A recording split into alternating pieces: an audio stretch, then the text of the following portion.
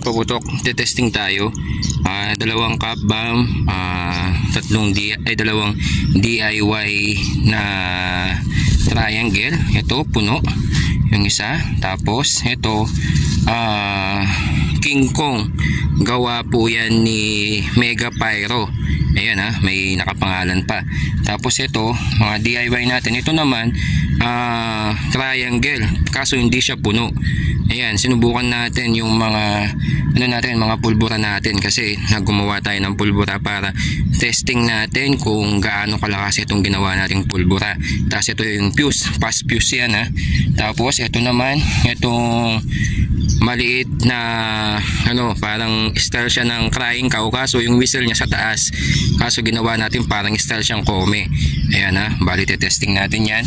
Tapos dalawang baby dynamite. Ito papakita lang natin.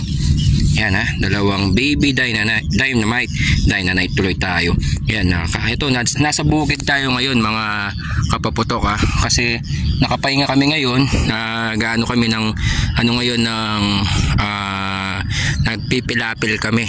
Bali nag-aayos kami dito sa bukid ng biyanan ko na lalaki, kaya tinulungan ko lang siya.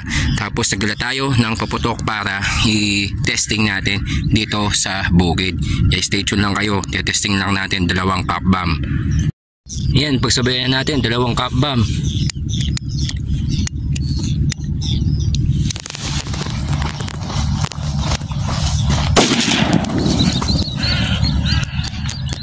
Lakas. Solid Yan naman kapaputok.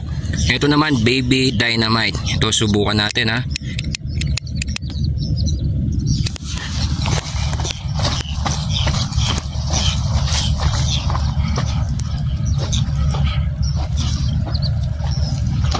Solid, lakas ng mga gawa natin Cup bomb pa lang yun, iba na yung dagongdong.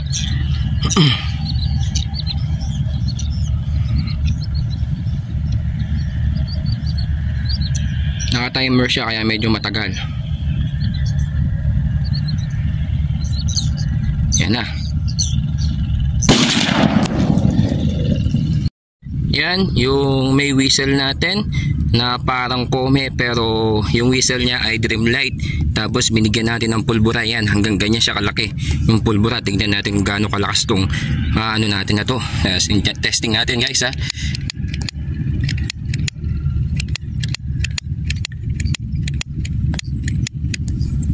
Wait lang, anuin lang natin para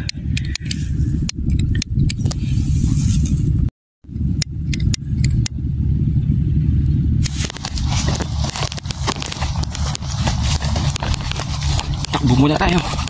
Malakas yan.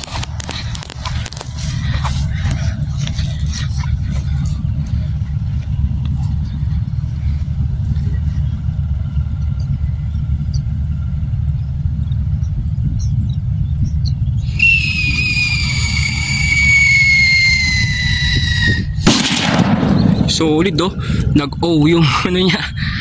Solid. Yan guys, ito yung DIY triangle natin.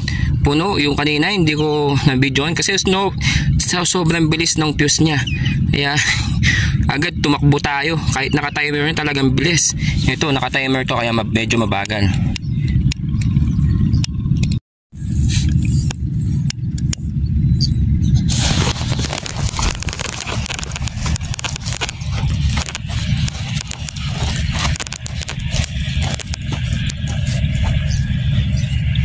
Solid dyan.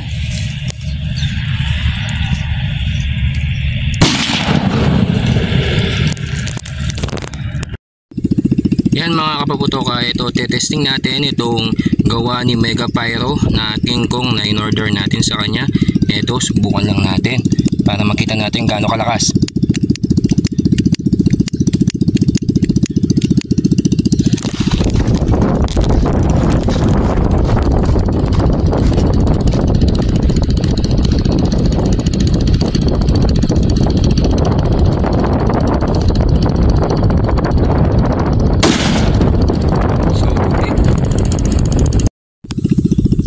Last natin, baby dynamite.